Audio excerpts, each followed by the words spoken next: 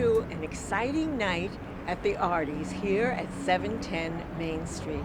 We're going to be introducing you and talking to many of the nominees for all kinds of awards to do with the theater, the community theater and the local theater.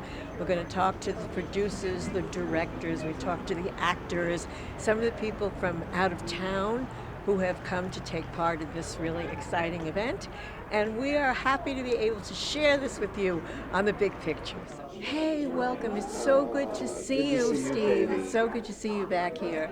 And it's so amazing to all of us that no matter how much fame and fortune you acquire, and you have, you'll still come back to join us here in the Buffalo theater community. Oh, yeah, absolutely. I mean, it's, I feel like it's my home theater community, you know, because it was one of the best things I ever did when I moved to Buffalo, and my son went to school here, and you know, and he's doing well, and my wife was employed here with Cornell Labor Relations, and I was 30 years at University at Buffalo, and in this particular theater, I did a lot of plays in this particular theater, so I'm really happy to be here again for the audience. And you know, Eileen Dugan and I presented the first Artie Award when it was when they began at Neil Garvey's, Garvey's restaurant. That was the first place they held the Artie Awards, and we presented the first one to my friend Bruce Moore, who's an actor from around here, who's now in New York City. But so I have just very fond memories, and it's just the best party of the year for theater folk. So it's the Artie's is a great party. And you know what else is interesting? The talent. I mean, here you are, of course, one of the most talented people that ever had anything to do with the theater community in Buffalo. But look, they were greats. They're greats. They're world-class artists that were here when I came and are here now, and a whole new crop, and you know, incredible young talent, versatile. And it's Buffalo can always celebrate. It's been a great theater town for a lot of years. It was a great tryout town there for a while for plays going into New York, you know. So, yeah, and the great vaudeville town. I mean, it goes back. It really does. Hi, Sarah, an old friend of ours. It says nominee, Artie Awards nominee. So now, of course, we have to ask you what you're nominated for and who else is involved with the production. Oh, sure. Well, I'm nominated as Best Director for The Color Purple, which was here on the stage here at J710 in September.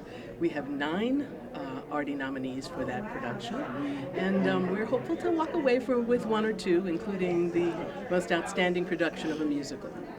What was it like performing, directing, being involved with such a well-known and well-loved show as The Color Purple? Well, we tried to put a little something special on it, right? The Broadway productions of The Color Purple are beautiful, but they're very Broadway. They're very pristine. And so because we are a local African-American-led theater company, we wanted to make sure that the story was told with a little more authenticity, a little more honesty about what these people were really like. We were probably a little more upfront about the LGBTQ storyline in it. We were more upfront about the abuse than Broadway shows like to be. People want to go and be entertained. Everybody knows the story. But for me, it was more important that we tell the story that was in the book than we tell the story that they produced on stage. And Alice's book is a Pulitzer Prize-winning book, but it is a tough book, you know, and it tells a lot of truth. And that's the premise on which I built our production of The Color Purple, and Western New York audiences loved it.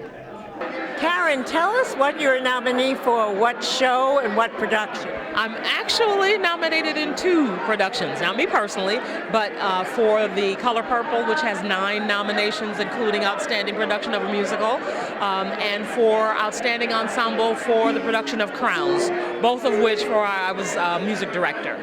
Tell us a little bit about Crowns, because I'm not sure people are familiar with it. Crowns was a show about African American women's hats, the history, the tradition, the culture that surround them. It was woven into a beautiful story about a young lady trying to find her place and understand her world after her brother had been murdered. So we were able to present community and love and sisterhood across the generation. So it was a beautiful show. Well, best of luck to you. Thank you. Thank you so much. Now let's talk about the fashions. What have you seen so far that's like good, bad, or ugly? Oh, well, I'm all for yeah, I was gonna say, somehow, yeah. the night's just begun. Something that I think Nicole and I talked about, which I know I'm doing here. We expect a lot of florals. That was a big thing at the Met this season, as part of their installation. So we think that we'll see a lot of florals and colors, hopefully. And as far as your red, I think red's got to be the color this year. I don't have it now, but it is truthfully my favorite color. Do you think it's going to be big? If I'm in it, it's always big, baby. And Nicole, what are you looking for? Like what kind of, oh, I love this green. This is stunning. Thank you. Okay. What are you looking for in the fashions this year? I look for unique. I look for something we haven't seen, something that's risky, color, a pattern, something that just sticks out to us. Well, I'm going to ask you afterwards and for your decisions, Oh, okay? please do. All right. Very excited. And by the way, you're nominees too. Yes, we are. I'm nominated for directing Merrily We Roll Along. Vanna's nominated for. I did the, makeup, costumes, and hair for Kinky Boots. How could I not know that? Looking at you. All I bet you you could have need, guessed if you looked at me. wear your red boots. I was going to wear them tonight. We had a little bit of a fashion emergency, so we had to change. But it's still an homage. It's still an homage, huh? You know, to talk about Merrily We Roll Along for a minute, isn't it so amazing what's happened with it on Broadway? Oh yes, it's incredible. I said when we were rehearsing it that I wish George Firth and Sondheim and Hal Prince were alive to see that their flop musical from 1980 is now a sold-out Broadway hit. It's kind of wild. Well, now here we are with my fellow diva and with the queen of the theater district here in Western New York, yes, who has a star outside. We'll go look at it later.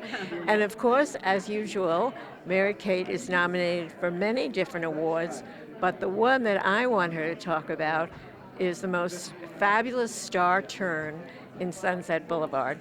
Thank you so much, Penn. I loved doing the role. She was quite a character and exciting to be engulfed in her world. It's quite a different world than we know today, but she was just so entranced in her own hype, She became the characters she represented. How does it feel and how did you carry it off? A role that is probably one of the most iconic, well-known, played by I don't know how many different people, both in theaters and in the movies. How do you do that? Well, I think what you do is separate yourself from the ones that have made it that iconic favorite and just read the script and read where the author wants you to go, rather than taking a look at Glenn Close, who's, impressive on every level, and Betty Buckley, of course, who's, amazing. But I think that taking on Norma was a challenge for me because she's very unlike me in many ways. I mean, she's really incredibly self-absorbed, and rather than reaching out into the world, she makes the world reach back into her. And I felt that was a wonderful challenge, and to be able to tell the story the way the author wanted it is most important to me. Brian, is this your first Arties? Yes, it is, in fact. I've heard about them. They're legendary, and it's quite a raucous crowd, I'm told, particularly 2 hours in. It's interesting that there's so many people here that are involved with the theater, and how many little small community theaters there are in Western New York. But there's 24 homegrown organic theaters, and we want to collaborate with all of them to bring the best theater to Buffalo and Western New York. Hey, Darleen, Congratulations on being a nominee. Can you tell us a little bit about the show that you're nominated for? Oh, yes. Oh, I'd love to. It was Crossing Delancey by Susan Sandler, a female playwright. I always want to promote female playwrights. It was at the Jewish Repertory Theater. We just finished it. And in it were Christina Rauza, Aaron Lee Dandies, Adam Yellen, R.J. Volz, directed by Steve Vaughn, who gets the best out of me all the time when I work with him. And I also want to shout out to Saul Elkin, co-founder of JRT, and he taught me everything I know about being Jewish. I couldn't do it without him. Can you tell us a little bit about the show itself, the theme of it? Yeah, Crossing Delancey is a lovely, lovely story. It takes place in 1985. It was a film, too, in the 80s. And I play the Bubby, the grandmother of Isabel, and I just want her to be happy. She's 33 years old. I'm a little concerned that she's not married yet, you see? Is that such a crime that I should maybe try to get somebody for her? And that's what I did. So anyway, it's a love story. She's crazy about this author who is just a horrible guy, but she eventually finds love with a pickle man who runs a pickle store on Delancey Street. So people loved it because it was just very, very lovely and loving and funny, and yet some beautiful, serious moments. And it went very well. Jewish Rep is now in its 21st season. So I was thrilled to be there. I've been there many times. Yeah. Now, you are so involved with all of the theater community and filmmaking as well. Isn't the Arties one of the most exciting events that take place here in Western New York? Oh, absolutely. I'm so glad it started by Tony Chase, of course, back in 1990, I believe it was. I was there at the first one, so I think you were, right? Probably. And it's a celebration. It's it's sort of the Buffalo Tonys, but you can see just all these people walking around. It's a big party to celebrate a great season that we all had. It was a phenomenal season with almost 30 professional theaters in Western New York, theater companies. And so we're looking forward to next season.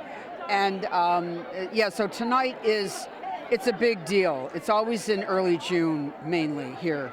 Yeah. It's very exciting, and thank you for talking to us. Well, thanks. You're such a fan. You're such a theater fan. I am. I We really see you am. at the theater all the time, and we love your viewers to go to more theater, live theater. Chris, tell us about what shows the Alleyway is nominated for and what you're proudest of this year. Yeah, we are nominated for awards for Death of a Streetcar Named Virginia Woolf, and also Charmaine Chee's play, Blue Christmas. And we have another nomination for The Natural Horse, so I think it's 7 total. We're just really happy about the whole season, and that, what's most recent is most in mind. So this Death of a Streetcar Named Virginia Woolf was a wild, wonderful, fun time. People may not be aware of the mission of the Alleyway because it's very different from a lot of the other theaters here in town. Yeah, we're part of 1% of theaters across the country that do new plays. And so all of the work that we do is brand new. We work with the playwrights to create those plays, to bring it here to the people of Buffalo, and then to send it out into the world. We had a show, our first show this season was The Life and Slimes of Mark Summers, who people know from the Food Network and Double Dare. And that production, because it happened here in Buffalo, went off Broadway for a commercial production. And we were so lucky, that you thought of him and had him here because it gains national attention. Absolutely. He's been in the national spotlight for years. Tonight he wins the Catherine Cornell Award. And I know he's a fan of yours. He was on your show and he had such a great time. He loved talking to you. He's a great guy. And you're great and doing a great job. We wish you the best of luck. Thank you so much. Thank you. Happy Arties. Well, that has been another exciting, adventurous night right here at the Arties in Western New York. It was so wonderful to see all of the directors and actors and producers and local people who make up our diverse theater community. And this Arties event is such a reunion for so many people getting together and seeing each other and, you know, congratulating and enjoying each other's company and saying happy Arties to you. And we did have a happy, wonderful time, and we hope you did too. See you again soon.